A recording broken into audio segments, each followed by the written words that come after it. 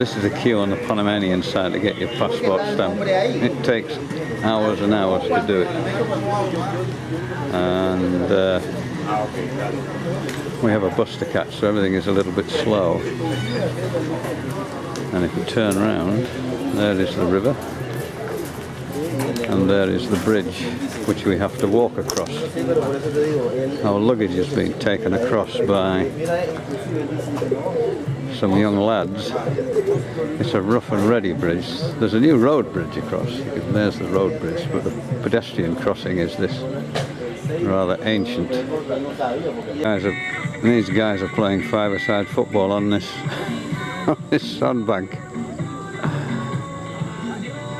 And if I turn round, there is the pedestrian crossing bridge. There is in fact a railway track across it, but it doesn't seem to be used at all. So I'm standing on the Panamanian side, and over there is Costa Rica. It's a lovely balmy day. There are sounds of the usual music which you get in this part of the world. So this is the last view of Panama.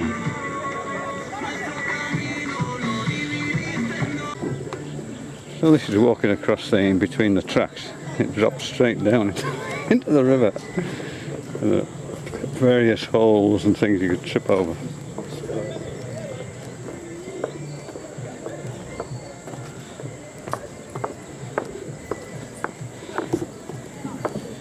There you can see the river down below. It doesn't pay to look at the ironmongery holding this up. If you look at that ironmongery down there, it's a bit grim. So for an international crossing from one country to another, it is some experience. You can see the rails were just held in by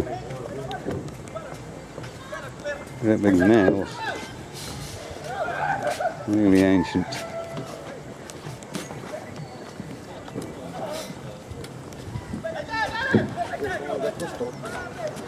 Footway along the side here. But again, you don't know how thick these plates are. Look at the state of that. Absolutely amazing. I'll be quite happy to get off it. This is a queue for immigration at the way into Costa Rica. And we stood there for 20 minutes, then the bloke got up, disappeared, came back, did some photocopying. There was no paper in the photocopier, so he had to replace that. Then when he got out the photocopier, he had to cut it half. And then he carried on sticking photographs on it. And he kept telling us he would be back in a minute, and then he didn't. Another guy who was wandering around, he eventually reappeared, just totally ignored us. Sat down in the seat right in front of me, in front of the computer. Then his phone rang, so he took a phone call from somewhere. So I've been standing there for 20 minutes. It was like something out of Candid Camera. I kept looking round to see if there was a camera there. It was just unbelievable.